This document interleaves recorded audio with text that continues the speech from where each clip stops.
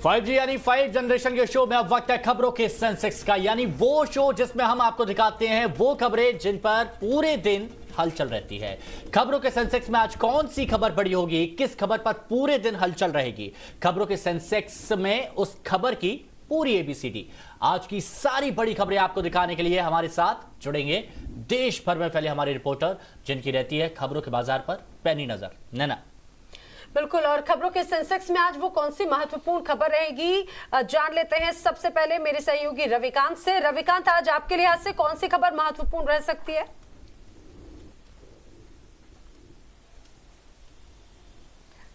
नैना, खबरों के सेंसेक्स में आज सबसे महत्वपूर्ण और बड़ी खबर प्रधानमंत्री नरेंद्र मोदी से जुड़ी हुई है, क्योंकि भारत के प्रधानमंत्री नरेंद्र मोदी आज 71 साल के हो गए हैं।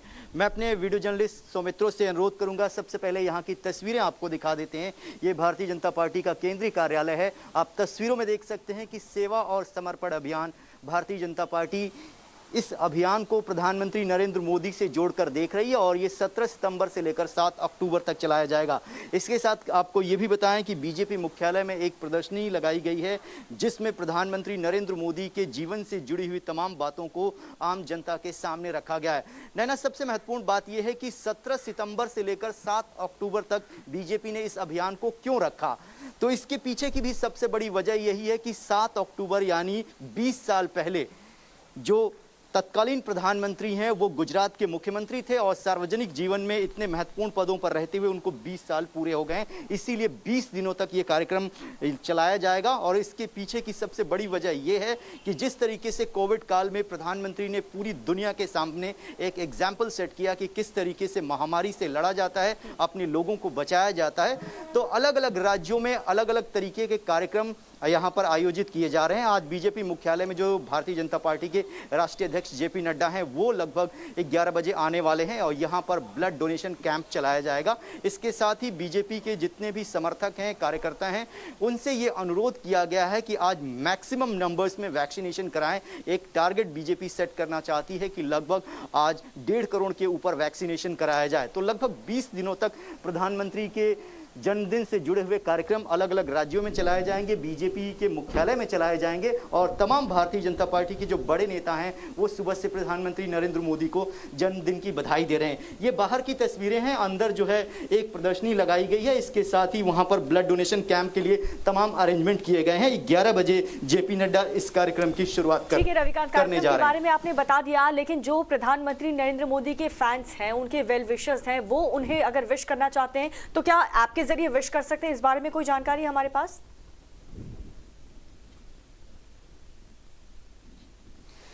देखिए, प्रधानमंत्री नरेंद्र मोदी के जितने भी चाहने वाले हैं वो उनको अलग अलग माध्यम से जन्मदिन की बधाई दे सकते हैं, क्योंकि सोशल मीडिया पर प्रधानमंत्री एक्टिव हैं। इसके अलावा फेसबुक, ट्विटर के माध्यम से भी एक्टिव हैं। और इसके साथ ही बीजेपी ने एक खास बंदोबस्त किया है कि प्रधानमंत्री को अलग अलग राज्यों से पोस्ट कार्ड पर मैसेज लिखे जाएंगे और वो सारे मैसेज प्रधानमंत्री कार्यालय को हैंड ओवर किए जाएंगे, जहां प्रधानमंत्री कुछ चुनिंदा लोगों को रिप्लाई भी कर सकते हैं।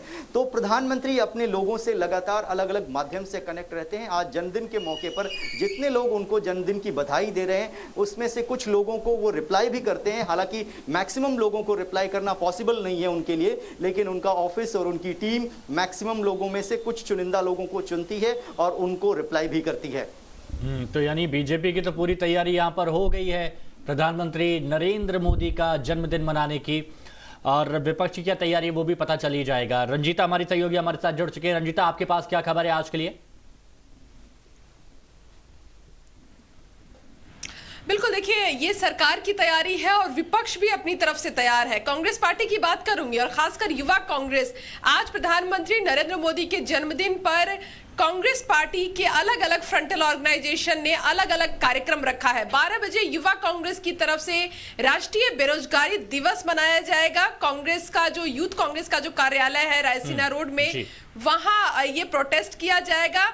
इस प्रोटेस्ट को इस तरह से भी जोड़कर देखा जा रहा है कि लॉकडाउन में, इसके अलावा नोटबंदी के समय जिस तरह से कांग्रेस पार्टी का ये दावा रहा है और आंकड़ों के साथ कांग्रेस ये बात करती है कि अर्थव्यवस्था जिस तरह से गिरता जा रहा है, लोगों की नौकरियां खत्म हो रही है और वो सरकार जो नौकरियों का दावा करके सत्ता में आई थी उसकी असलियत क्या है उसको उजागर किया जाएगा इस प्रोटेस्ट के जरिए। इसके साथ ही महिला कांग्रेस का भी प्रोटेस्ट है, 12:30 बजे महिला कांग्रेस भी प्रदर्शन करेगी, लेकिन उसकी रूपरेखा क्या रहेगी, क्या उनके प्रोटेस्ट का एजेंडा रहेगा, उसको लेकर अभी भी संशय बना हुआ है। हालांकि हमने कुछ दिन पहले ये बताया था कि महिला कांग्रेस जो प्रोटेस्ट कर रही है उसका नाम पनौती दिवस रखा जाएगा और इस खबर के बाद कांग्रेस में हलचल मची और अब महिला कांग्रेस प्रदर्शन तो कर रही है लेकिन ये नहीं बता रही कि आखिर उनके प्रदर्शन का नाम क्या है। तो कांग्रेस पार्टी की इस तरह की तैयारी है, फ्रंटल ऑर्गेनाइजेशन इस तरह की तैयारी कर रहा है प्रधानमंत्री नरेंद्र मोदी के जन्मदिन पर। सिर्फ कांग्रेस पार्टी नहीं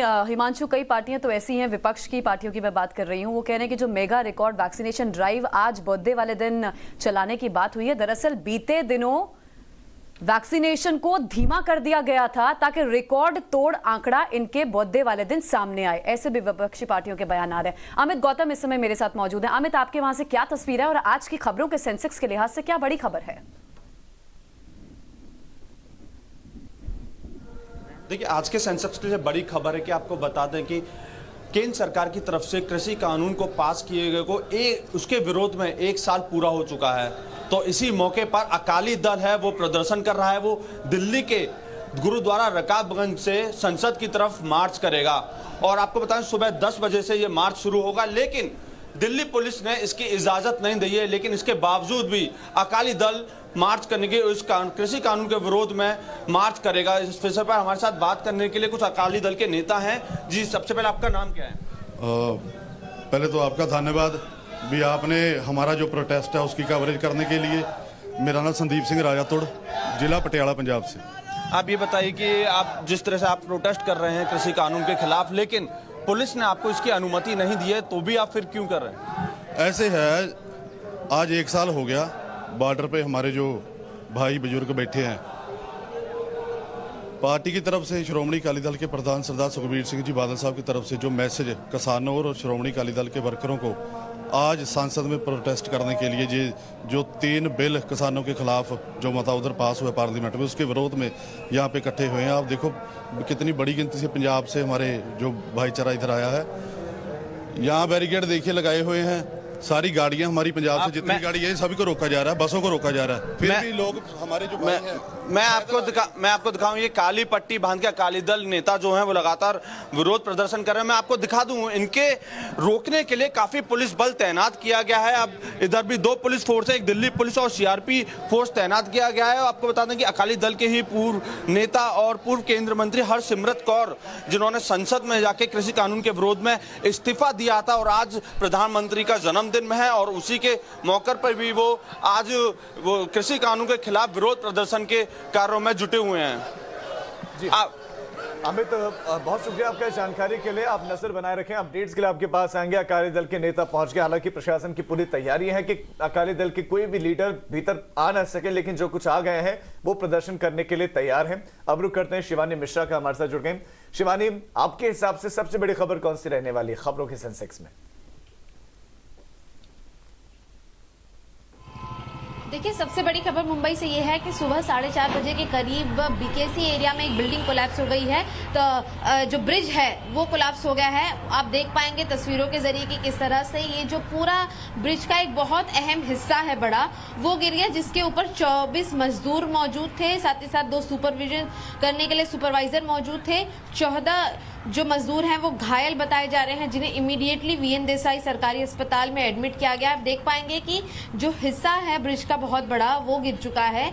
ये बीकेसी जंक्शन से सेंटा क्रूज चेंबूर लिंक तक को जोड़ने वाला था। इसके बीच में जो 2 पिलर्स थे वो गिर चुके हैं। हालांकि रेस्क्यू ऑपरेशन अभी भी जारी है। मुंबई पुलिस की टीम और फायर ब्रिगेड्स की टीम यहाँ पर तैनात है, लेकिन उनका ये कहना है कि अभी भी किसी की जान हानि की कोई खबर सामने नहीं आई है। साथ ही साथ रेस्क्यू ऑपरेशन के दौरान अब तक किसी के ब्रिज ब्रिज के नीचे दबे रहने की कोई खबर नहीं आई है, ये अहम होगा। लेकिन सवेरे 4:30 बजे ये ब्रिज धीरे धीरे करके गिरा। एक मजदूर द्वारा दिए गए बयान में ये बात सामने आई कि 4:30 बजे से ये ब्रिज गिरना शुरू हुआ, जहां पर 24 में से कुछ करीबन 9 से 10 मजदूर थे जो ब्रिज से उतर जाने में, भाग जाने में कामयाब रहे, लेकिन जो बचे हुए मजदूर थे वो ब्रिज सहित नीचे गिर गए थे, जो जिन्हें ज्यादा कोई बड़ी घायल इंजरीज नहीं आई हैं, लेकिन फिर भी इमीडिएट बेसिस पे उन्हें अस्पताल एडमिट किया गया है। फिलहाल मजदूरों की स्थिति जो है वो सामान्य है, लेकिन यहाँ पर बता दें कि MMRDA द्वारा ये जो ब्रिज बनाया जा रहा था ये अचानक से गिर गया। 2 इसके नीचे के बड़े पिलर जो हैं वो ढह चुके हैं पूरी तरह से,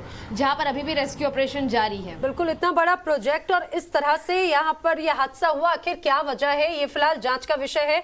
अब फिलहाल रुक कर लेते हैं कुंदन सिंह का, मेरे सहयोगी मेरे साथ में है। कुंदन, आज आपके पास ऐसी कौन सी खबर है जो लगता है कि खबरों के सेंसेक्स में प्रमुख रह सकती है?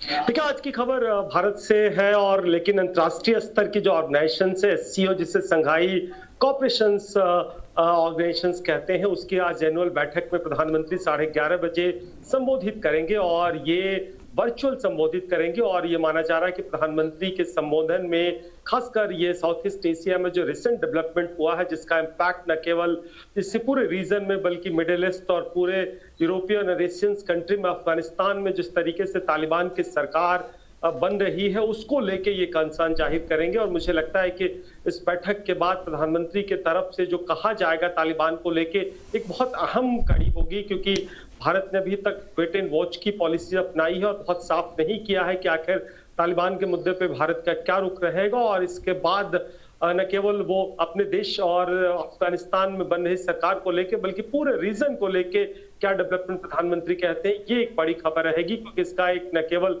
इस पूरे रीजन बल्कि अंतर्राष्ट्रीय स्तर पर इसका महत्व है। और प्रधानमंत्री का संबोधन खासकर आज जब उनका जन्मदिन है, और ऐसे में मुझे लगता है कि आज जो देश के विदेश मंत्री हैं वो वहां पहले से जा चुके हैं, उनके स्टेट लेवल पे उनके काउंटर पार्ट से अलग अलग देशों के राजनेताओं से मुलाकात हो गई है, और एक साझा रणनीति के तौर पे संघाई कॉपरेशन जो ऑर्गेनाइजेशन है उसके तरफ से एक रिपोर्ट लेके आया जाएगा। कुंदन, और ये बहुत जरूरी है कि अफगानिस्तान पर चर्चा करना, ताकि इन तमाम चर्चाओं से भारत का क्या स्टैंड रहने वाला है, आगे के दिनों में क्या रणनीति अफगानिस्तान को लेकर के बनानी है, उसको लेकर के काफी मदद मिलेगी। बने रहिए आप कुंदन हमारे साथ। मोहित ओम हमारे साथ जुड़ चुके हैं। मोहित, आपके लिहाज से आज की सबसे बड़ी खबर कौन सी रहने वाली है?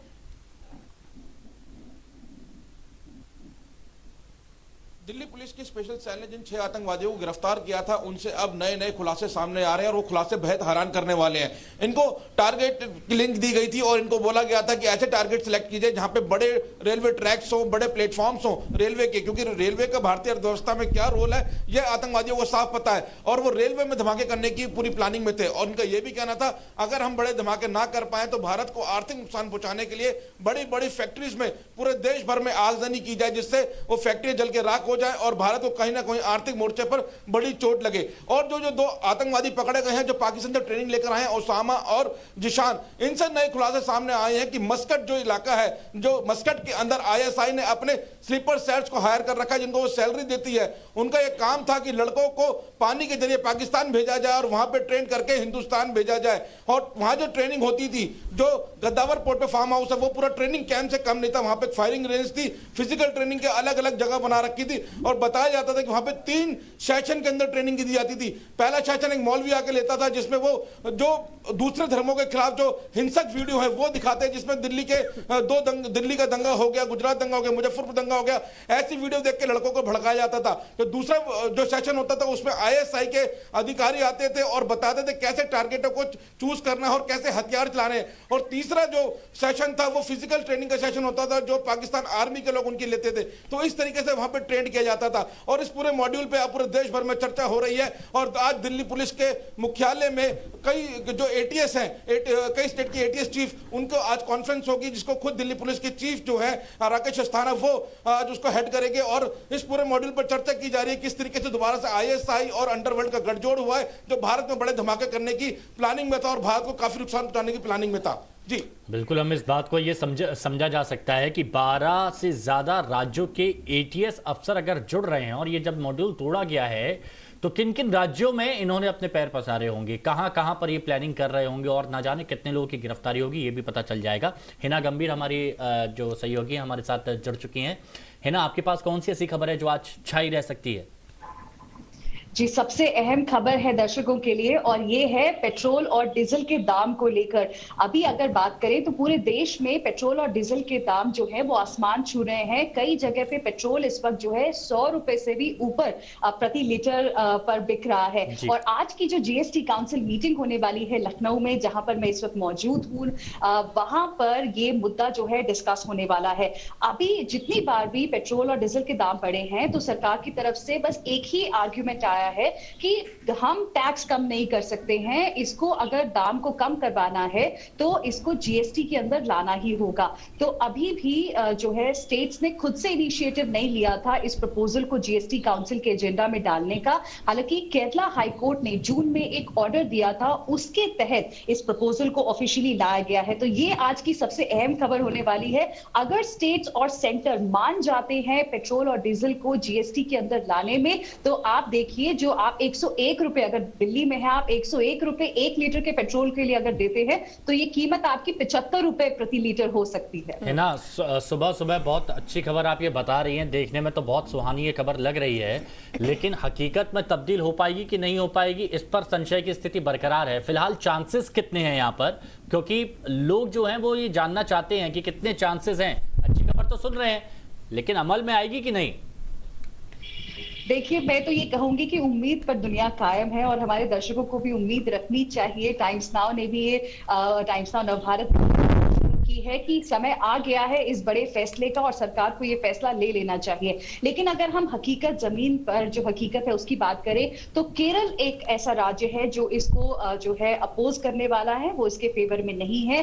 कांग्रेस रूल जो राज्य हैं जैसे कि राजस्थान और छत्तीसगढ़, उनके जो मंत्री होंगे वो इसे जो है सपोर्ट करने वाले हैं। और अगर बीजेपी की बात करें, जैसे मध्य प्रदेश हो गया, उत्तर प्रदेश और बाकी के जो राज्य हैं बीजेपी के, वो फिलहाल कह रहे हैं कि हाँ ठीक है, प्रपोजल तो आना चाहिए, लेकिन अभी का टाइम ठीक है इस प्रपोजल के लिए या नहीं, इसके बारे में सोच विचार करना होगा। कारण आपको बता दें, क्योंकि जो टैक्स कलेक्ट होता है सेंटर और स्टेट्स के द्वारा पेट्रोल और डीजल पर, उससे बहुत आमदनी होती है और कोविड के टाइम में वो पैसे की बिल्कुल ना, अभी तक तो केरल का नाम आ रहा है। हालांकि सूत्र ये बता रहे हैं कि कई और राज्य भी हैं जो पेट्रोलियम उत्पादों पर जो आज चर्चा होने वाली है, इस बैठक को लेकर हिचक रहे हैं, इस मुद्दे पर बात करने से हिचक रहे हैं, क्योंकि सबसे ज्यादा जो राजस्व राज्यों को मिलता है वो पेट्रो पदार्थों से ही मिलता है। मुझे बताइए, ये पेट्रोल डीजल के अलावा और कौन कौन से मुद्दों पर आज इसमें चर्चा हो सकती है? जी, सबसे पहले आपको बता दें कि जो आप खाना ऑर्डर करते हैं अपना स्विगी या जोमेटो के द्वारा, वो थोड़ा महंगा हो सकता है अगर आज का एक प्रपोजल जो काउंसिल के सामने है उसे एक्सेप्ट कर लिया जाता है। तो आज के काउंसिल के मीटिंग में प्रपोजल है कि जो जोमेटो, स्विगी या इस तरह के फूड डिलीवरी एप्स होते हैं उन पर लगभग 5% का टैक्स लगना चाहिए। तो अगर ये मान लिया जाता है तो आपका खाने की जो डिलीवरी है वो भी महंगी हो, थोड़ी सी महंगी हो सकती है, लेकिन निगाहें पेट्रोल डीजल के दामों पर रहेंगी और लोग भी ये मांग रहे हैं कि जीएसटी के दायरे में को लाया जाना चाहिए। वक्त की फिलहाल तो यही जरूरत भी है। प्रदीप दत्ता की अब रुख करते हैं। प्रदीप दत्ता, आपके हिसाब से खबरों के सेंसेक्स में बड़ी खबर कौन सी रहने वाली है? देखिए, सबसे बड़ी खबर आज अगर हम जम्मू कश्मीर की बात करें तो ये एक किस्म से सर्जिकल स्ट्राइक है उन मुलाजमों पे जो करप्शन में इन्वॉल्व हैं।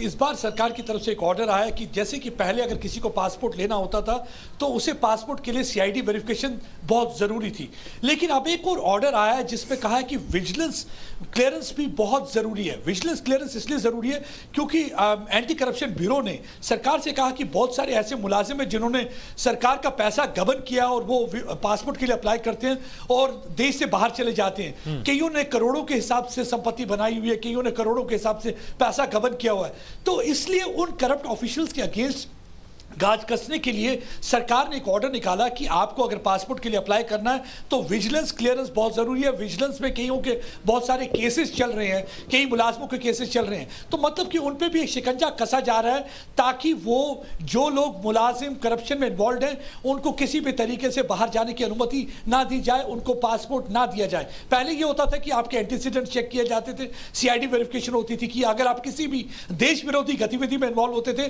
तो आपको पासपोर्ट नहीं मिलता था। लेकिन अगर आप करप्शन में इन्वॉल्व हैं तो तब भी आपको पासपोर्ट मिलेगा क्योंकि उसके लिए आपको विजिलेंस की क्लियरेंस। और दूसरा एक और ऑर्डर सरकार की तरफ से आया है कि जिसमें कहा गया कि अगर कोई एम्प्लॉय देश विरोधी गतिविधियों में इन्वॉल्व है या किसी की तरफ सिंपैथी रखता है जो देश विरोधी गतिविधियों में इन्वॉल्व है, उसको सैक कर दिया जाएगा, उसको टर्मिनेट कर दी जाएगी सर्विसेज। और उसके लिए उन्होंने कहा है कि आपको, अगर आप किसी फ्लैट में रहते हैं तो अगर आपके उस फ्लैट में कोई आपके साथ आपका रिश्तेदार रह रहा है और वो भी अगर देश विरोधी गतिविधियों में इन्वॉल्व है और आपने इन्फॉर्म नहीं किया, तो तब भी आपकी सर्विस को सैक कर दिया जा सकता है, क्योंकि आपका केस जो है स्क्रीनिंग कमेटी को दिया जाएगा और स्क्रीनिंग कमेटी के बाद सरकार उस पर फैसला लेगी। अभी तक पिछले कुछ महीनों में 18 मुलाजमों को सैक कर दिया गया, टर्मिनेट कर दिया गया उनकी सर्विसेज को, जिसमें 2 लोग वो हैं जो सैयद सलाउद्दीन हिजबुल मुजाहिदीन चीफ है, उसके 2 बेटे भी हैं, उनको भी नौकरी से निकाल दिया गया क्योंकि वो भी टेरर फंडिंग में और कई अलग चीजों में इन्वॉल्व थे। बिल्कुल, यानी कि अब ये कहा जाए पासपोर्ट के लिए विजिलेंस से अगर एनओसी नहीं मिलती है तो आपको पासपोर्ट जारी होने में दिक्कतें हो सकती है, जम्मू कश्मीर में खास तौर से। अब फिलहाल रुक कर लेते हैं अगली खबर का जानने के लिए, सीधे रुक करते हैं मेरी सहयोगी करिश्मा का। करिश्मा, आज खेल के लिहाज से ऐसी कौन सी खबर महत्वपूर्ण हो सकती है खबरों के सेंसेक्स में? सबसे बड़ी खबर है विराट कोहली ने ये फैसला किया है कि वो T20 कैप्टनसी से स्टेप डाउन वर्ल्ड कप के बाद बड़ा सा विराट कोहली। करिश्मा, आपकी आवाज क्लियर नहीं आ पा रही है, लेकिन आपको दोबारा पैच करते हैं, उनसे जानने की कोशिश करते हैं। लेकिन करिश्मा जैसे बता रही कि विराट कोहली T20 टीम की कप्तानी अब छोड़ेंगे, तो करिश्मा ये खबरों के लिहाज से बहुत महत्वपूर्ण होगी। जी बिल्कुल, ये बहुत महत्वपूर्ण खबर है। और इसके अलावा जो एक बड़ा सवाल उठता है वो ये उठता है कि विराट कोहली के बाद टीम को T20 में आगे कौन लेकर जाएगा, क्योंकि अगले साल भी भारत को ऑस्ट्रेलिया में एक T20 वर्ल्ड कप खेलना है। रोहित शर्मा का नाम जो है वो सामने आ रहा है, लेकिन अगर सौरव गांगुली की बात करें, कल उन्होंने जो ऑफिशियल स्टेटमेंट रिलीज की उसमें उन्होंने ये कहा कि हम फ्यूचर जनरेशन के लिए एक रोड मैप बना रहे हैं। तो क्या ये कहीं इशारा था कि कोई यंगस्टर को भी कैप्टनसी दी जा सकती है? तो T20 वर्ल्ड कप विराट ने तो स्टेप डाउन कर दिया है, लेकिन आगे का जो अब रास्ता होने वाला है वो बहुत ही दिलचस्प होने वाला है कि नया T20 कप्तान कौन बनेगा। बहुत लोगों का मानना है कि ये रोहित शर्मा डिजर्व करते हैं और उनको ही बनना चाहिए, लेकिन ये आखिरी फैसला जो है वो सिलेक्टर्स लेंगे और हमें ये देखना पड़ेगा कि वो T20 वर्ल्ड कप खत्म होने का इंतजार करते हैं, परफॉर्मेंसेस देखने का इंतजार करते हैं और उसके बाद ये अनाउंसमेंट करते हैं, या ये जो मीटिंग होगी ये T20 वर्ल्ड कप के दौरान ही की जाएगी। जी बिल्कुल करिश्मा, और विराट कोहली T20 टीम की कप्तानी से तो अब ये कहा जाए छोड़ेंगे, लेकिन सबसे महत्वपूर्ण बात ये कि अब इसका इंतजार करना होगा दीपिका कि आखिर आने वाले वक्त में टीम इंडिया की कमान किसके हाथ में रहने वाली। बिल्कुल नैना, और बहुत बड़ी जिम्मेदारी ये है और देखना होगा कि जो सिलेक्टर्स हैं वो किसे सिलेक्ट करते हैं, किसे चुनते हैं। हालांकि कई ऐसे नाम हैं जिस पर चर्चा की जा रही, जिसमें एक रोहित शर्मा का भी नाम शामिल है और तमाम ऐसे क्रिकेटर्स जिन्होंने अच्छा परफॉर्म किया है, उनमें से किसको ये बड़ी जिम्मेदारी दी जाती है, कौन बनता है कप्तान, आने वाले वक्त में साफ हो जाएगा। आदर्श हमारे सहयोगी हमारे साथ जुड़ चुके हैं। आदर्श, आपके लिहाज से आज की सबसे बड़ी खबर? देखिए, यूपी में आज जीएसटी काउंसिल की 45वीं बैठक हो रही है और इसमें सभी राज्यों के जो उप मुख्यमंत्री हैं, साथ ही साथ जो वित्त मंत्री हैं और उसके साथ जो दूसरे मंत्री जो वित्त विभाग को प्रेजेंट करते हैं,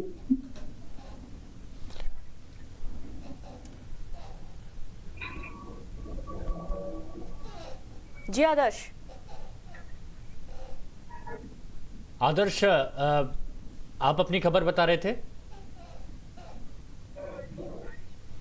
क्योंकि हम जी तो सभी जो बिल्कुल आदर्श, क्योंकि हम ये देख रहे हैं उत्तर प्रदेश में बहुत जोरदार बारिश हो रही है और लखनऊ में भी हमने देखा है कि कई गाड़ियां बहती हुई वहां पर नजर आ रही हैं, लोग परेशान हो गए, कई लोगों की जान तक जा चुकी है। तो फिलहाल अभी स्थिति वहां है क्या?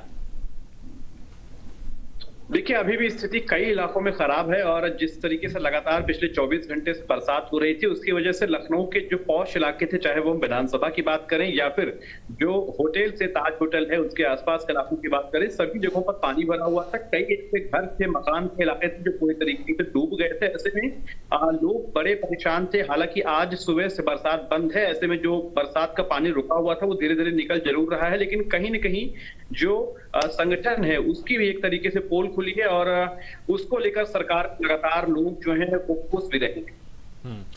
अब बिल्कुल यहाँ पर दिक्कत तो यहाँ लोगों को हो रही है, हम देख भी रहे हैं, गड्ढों में भी कई लोग गिर रहे हैं, लोगों की जान भी जा रही है, कच्चे मकान ढह रहे हैं। शुक्रिया आदर्श आपका हमारे साथ जुड़ने के लिए और आप सभी का हमारे साथ जुड़ने के लिए और खबरें हम तक पहुंचाने के लिए। अब सेंसेक्स मीटर की बात करते हैं और ये बताते हैं कि ओल्ड रैंक क्या कहती है और न्यू रैंक क्या कहती है।